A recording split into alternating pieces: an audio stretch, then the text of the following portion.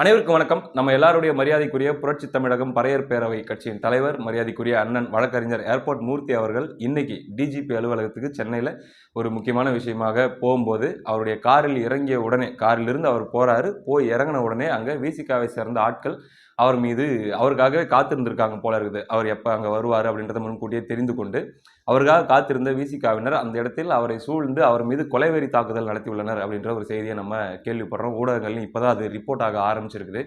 அதாவது கற்கள் மற்றும் அவர்களுக்கு கிடைத்த ஆயுதங்களை வச்சு அவரை தாக்க முயற்சி பண்ணியிருக்காங்க. அது மட்டும் இல்லாமல் செருப்பை கொண்டு அவர் மேலே எரியறது பண்ணியிருக்காங்க. காரணம் என்ன அப்படின்னு சொல்கிறாங்கன்னா, தொடர்ச்சியாக எங்களுடைய தலைவரை அவர் விமர்சிக்கிறாரு அப்படின்ற மாதிரியான ஒரு காரணத்தை வைத்து அவர் மீது கடும் தாக்குதல் நடத்தியிருக்காங்க. முதல்ல அந்த செய்தியை நீங்கள் கேட்டுருங்க. ஏன்னா நான் ஏதோ குத்துமதிப்பாக சொல்கிறேன் அப்படின்னு நீங்கள் நினச்சிடக்கூடாது. செய்தி ரிப்போர்ட் ஆகிருக்கிற செய்தியை தான் நான் கேட்டேன். அதுக்கப்புறம் பார்த்தீங்கன்னா நான் உடனடியாக அவருக்கு ஃபோன் பண்ணி அவர்கிட்ட பேச முயற்சி பண்ணேன். ஆனால் அவருடைய ஃபோன் கனெக்ட் ஆகலை, சுவிட்ச் ஆஃப்னு வந்துச்சு. மெசேஜ் போட்டேன், அப்பயும் கனெக்ட் ஆகலை. என்ன நிலைமையில் இருக்காரு, எப்படி இருக்காரு அப்படின்னு நமக்கு தெரியல. செய்தியை நீங்கள் கேட்டுருங்க.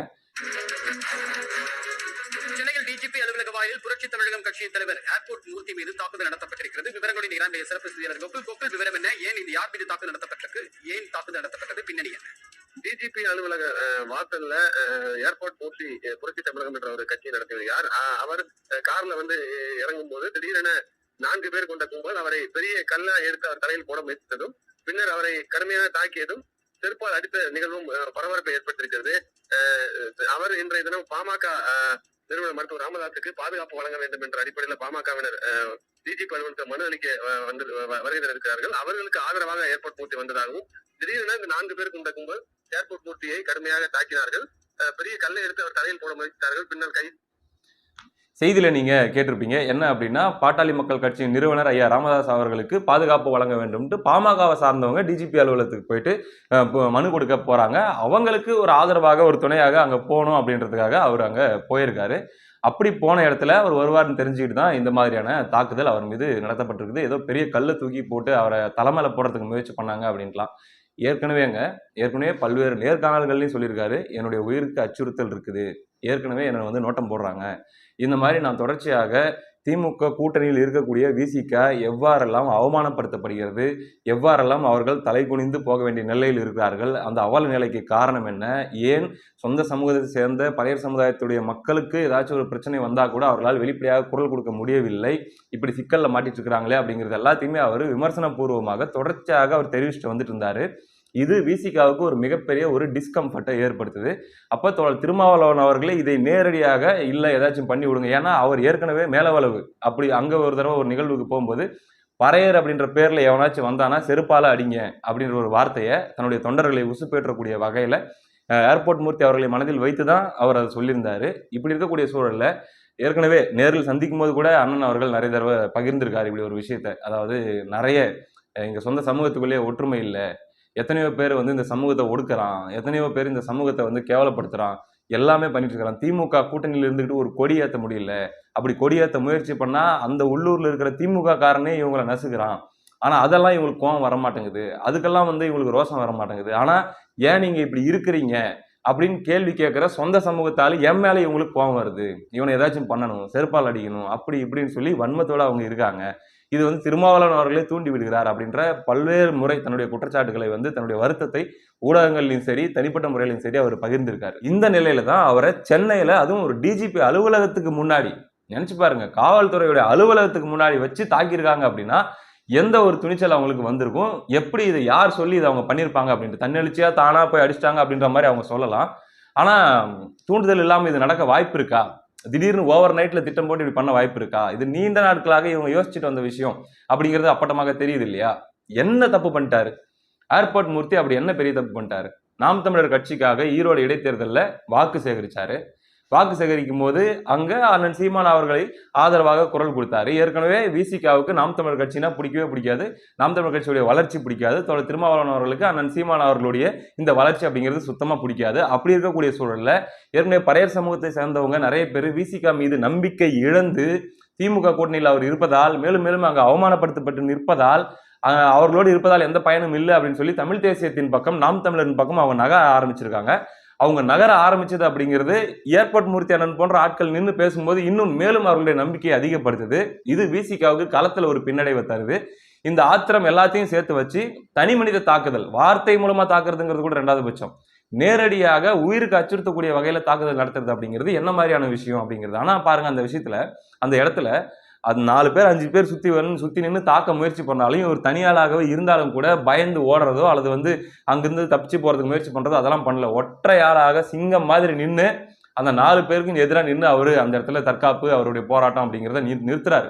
4 பேரையும் சமாளிக்க முடியுமா அப்படின்னு தான் அவர் பாக்குறாரு. அவருடைய அந்த தைரியம், அந்த துணிச்சல், அது உண்மையிலேயே அந்த இடத்துல பாராட்டத்தக்கதாக இருந்துச்சு. அதை தாண்டி அவருடைய நீண்ட நாள் மன வருத்தம், சொந்த சாதிக்குள்ள வன்மம், சொந்த சாதிக்குள்ள பகை, சொந்த சாதிக்குள்ள ஒருத்தனை வளர விடக்கூடாது அப்படின்னு நினைக்கிறது. நான் போயிட்டு இப்ப ஊர் ஊராக அவர்களுடைய புரட்சி தமிழகம் பறையர் பேரவை சார்பாக நிறைய கருத்தரங்கங்கள் நடத்துறாங்க, நிறைய ஒன்று கூடல்கள் நடத்துறாங்க. அங்க அவர்களுடைய சமூகத்தை சார்ந்த மக்கள் கிட்ட அவங்க பேசுறாங்க.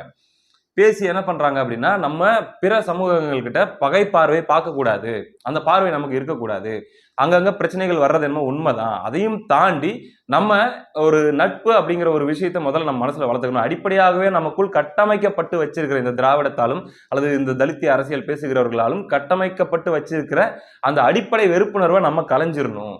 நம்ம சுயசாதி பற்று அல்லது பறையர் சமூகத்தை வளர்க்கறது எப்படி, அடுத்த கட்டத்துக்கு போறது எப்படி, இளைஞர்கள் முன்னேறது எப்படி, அப்படி அரசியல்படுத்தப்படுறது எப்படி அப்படிங்கிறத பத்தி அதிக சிந்தனை அதுல தான் கொடுக்கணும்.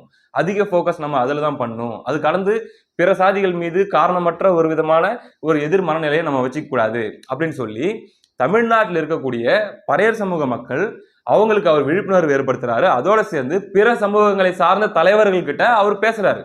இப்ப ஐயா ராமதாஸ் இருக்காங்க, இன்னும் மற்ற சமூகங்களை ரெப்ரசென்ட் பண்ணக்கூடிய தலைவர்கள் இருக்காங்க அப்படின்னா அவங்க கிட்டையும் அவர் பேசுறாரு. நம்மளுக்குள்ள இந்த அமைப்பு அந்த அமைப்புன்னு சொல்லி மாறி மாறி நம்மளுடைய மக்களை நம்ம பலி கொடுக்க கூடாது, நம்ம ஒரு புரிதலை ஏற்படுத்தணும், நம்ம எல்லாரும் சகோதரர்கள் அப்படின்ற புரிதலை ஏற்படுத்தணும், பிரச்சனைகள் என்பது ஏற்படத்தான் செய்யும், அதை எப்படி ஒரு பாசிட்டிவா களையிறது, அல்லது அந்த பிரச்சனைன்னு ஒன்று நடக்குது அப்படின்னா, ஒரு கொலையே நடக்குதுன்னா கூட அதை 2 சமூகங்களுக்கு இடையான பகை அப்படின்னு சொல்லி அதை கொண்டு போகக்கூடாது. அது 2 தனி மனிதர்களுடைய அல்லது 2 குடும்பத்தினுடைய ஒரு வன்மம் அப்படின்ற அளவுல தான் அதை பார்க்கணும். அவங்களுக்கு கடுமையான தண்டனை வாங்கி கொடுக்கறது இதெல்லாம் இருந்தாலுமே கூட பகை உணர்வு சமூகங்களுக்குள் ஏற்படாமல் நம்ம பாதுகாத்துக்கணும் அப்படிங்கிற ஒரு பெரிய விழிப்புணர்வு பரப்புரையை பயணத்தை அவர் தொடர்ச்சியாக எடுத்துட்டு வராரு. இதை திராவிடம் விரும்பவில்லை, இதை விசிக விரும்பவில்லை, இதை திருமாவளவன் அவர்கள் விரும்பவில்லை. இந்த சகோதரத்துவம் இருக்கணும் அப்படிங்கிற அடிப்படையில தான் அண்ணன் ஏர்போர்ட் மூர்த்தி அவர்கள் இன்னைக்கு பாருங்க ராமதாஸ் அவர்களுக்கு பாதுகாப்பு வழங்க கோரி அவங்க போறாங்க, அவங்களுக்கு கூட அவர் துணையா போறாரு. இது எல்லாமே பாத்தீங்கன்னா ஒரு பரஸ்பர நட்பு உருவாகணும் அப்படிங்கிற அடிப்படையில தான். அது இவங்கள டிஸ்கம்ஃபர்ட் ஆகுது, இவங்க பண்ற அந்த அரசியலுக்கு ஒரு பெரிய அச்சுறுத்தல் ஆகுது. எல்லாத்துக்கும் மேலாக அந்த அவருடைய மக்களை அவர் சந்திச்சு அரசியல் படுத்தக்கூடிய அந்த சமூக மக்களோட அவர் பேசக்கூடிய அந்த நிகழ்ச்சிகள்ல அவரு இந்த திமுக அரசாங்கம் எப்படியெல்லாம் இந்த சமூகத்தை வஞ்சிக்கிறது, ஒடுக்கப்பட்ட பட்டியல் சமூக மக்களை எப்படியெல்லாம் வஞ்சிக்கிறது, எப்படி அவர்களை அடிமைகளாக நடத்துகிறது, எப்படி ஓட்டுக்கு மட்டும் அவங்கள பயன்படுத்திக்குது, அது போக இவங்களுக்கு வர வேண்டிய நிதி, இவர்களுக்கு சேர வேண்டிய நலத்திட்டங்கள் எல்லாத்தையும் எப்படி இவங்க ஆட்டையை போட்டுக்கிறாங்க அல்லது பல்வேறு மற்ற விஷயங்களுக்கு எப்படி அவங்க பயன்படுத்திக்கிறாங்க. இதற்காக நாம தேர்ந்தெடுத்து அனுப்பியிருக்கிற நம்முடைய சமூகத்தை சார்ந்த ரெப்ரசன்டேட்டிவ் எம்எல்ஏவாக எம்பியாக இருக்கிறவங்க நமக்காக அங்க பேசுறாங்களா, ஏன் பேச மாட்டேங்கிறாங்க அப்படின்னு சொல்லி அவர்களை சிந்திக்க வைக்கிறார். அந்த மக்களை சிந்திக்க வைக்கிறார். அந்த மக்களை சிந்திக்க வைக்கிறார் அப்படின்னும் போது இங்க விசிகாவுக்கு அது பதட்டத்தையும் ஒரு விதமான அச்சுறுத்தலையும் ஏற்படுத்துது. இது எல்லாத்தையும் சேர்த்து வச்சு அவரையே முடிச்சிடணும் அப்படின்னு அவங்க நினைக்கிறாங்களா அப்படின்ற ஒரு பெரிய கேள்வி எழுது. இதை முறையே சந்திக்கிறாருன்னா பரவாயில்ல, ஏற்கனவே பல தடவை அந்த அச்சுறுத்தல் இருப்பதை சொல்லியும் புகார் கொடுத்தும் நடவடிக்கை எடுக்கப்படவில்லை. இதுல கவனிக்க வேண்டிய இன்னொரு விஷயம் அதுதான், தனக்கு அச்சுறுத்தல் இருக்கு, தன் உயிருக்கு ஆபத்து இருக்குன்னு சொல்லி அவர் புகாரே கொடுத்தும் அதை யாரும் பெருசா கண்டுக்கல. அப்படின்னும் போது இன்னைக்கு காவல்துறையுடைய அலுவலகம் முன்பாகவே தாக்குதல் அப்படின்ற அளவுக்கு அது போயிருக்குது அப்படின்னா, இது ஏற்கனவே ஆம்ஸ்ட்ராங் அவர்கள் படுகொலை செய்யப்பட்டாரு நமக்கு தெரியும், கண்ணு முன்னாடி நம்ம பார்த்தோம் எவ்வளவு கொடூரமான கொலை என்பது. இன்னைக்கு பாருங்க தாக்குதல் தானே அப்படின்னு சொல்லி கடந்து போறாங்க அப்படின்னா, இல்ல அவருக்கு என்ன மண்டை ஒட்டஞ்சு என்ன ரத்தம் அப்படியே ஊத்திருச்சா அப்படிங்கிற மாதிரி பார்த்துட்டு அப்படியே கடந்து போறாங்க அப்படின்னா, நாளைக்கு இன்னொரு தைரியம் வரும். என்னது, சரி ஓகே அடிச்சவன் ஒரு தடவை யாரும் பெருசா கண்டுக்கல, அடுத்த தடவை இன்னும் பெருசா எதனா யோசிப்போம்னு சொல்லி சமூக விரோதிகள் யோசிக்கலாம் இல்லையா, என்ன வேணா நடக்கலாம் இல்லையா. அப்போ இந்த கட்டத்திலேயே அண்ணன் ஏர்போர்ட் மூர்த்தி அவர்களுக்கு அனைவரும் பாதுகாப்பாக அல்லது அவருக்கு ஆதரவாக அனைவரும் நிற்க வேண்டும், அவருக்கு பாதுகாப்பு அரசாங்கம் வழங்க வேண்டும், காவல்துறை வழங்க வேண்டும், அவருடைய பாதுகாப்பை உறுதி செய்யணும். அவர் தனி மனிதர் கிடையாது, அவர் வந்து வெறும் பறையர் சமூக மக்களுக்கான ஒரு குரல் மட்டும் கிடையாது, இங்க இருக்கக்கூடிய அனைத்து சமூக மக்களுக்கான குரல். இப்ப நான் ஒரு சமூகத்தை சார்ந்தவன், நான் பறையர் சமூகத்தை சார்ந்தவன் இல்ல, ஆனாலுமே எனக்காக குரலாகவும் தான் அண்ணன் ஏர்போர்ட் மூர்த்தி அவர்கள் இன்னைக்கு முழங்கி கொண்டிருக்கிறார். எங்களை போன்ற இளைஞர்கள் எல்லாருக்குமே வந்து சமூகங்கள் கடந்த, சாதிய வேறுபாடுகள் கடந்த ஒரு சகோதரத்துவத்தை ஏற்படுத்தக்கூடிய நல்ல நோக்கத்தோடு அவர் செயல்பட்டு வராரு. அப்படி இருக்கக்கூடியவரை வந்து இப்படி அவர்கள் தாக்க முயற்சிக்கிறது அப்படிங்கிறத எக்காரணம் கொண்டு ஏற்க முடியாது. இது கடுமையாக கண்டிக்கத்தக்கது. ஹோப்ஃபுல்லி அண்ணன் ஏர்போர்ட் மூர்த்தி அவர்களுக்கு பெரிய பிரச்சனை இருக்காது அப்படின்னு நான் நம்புறேன்.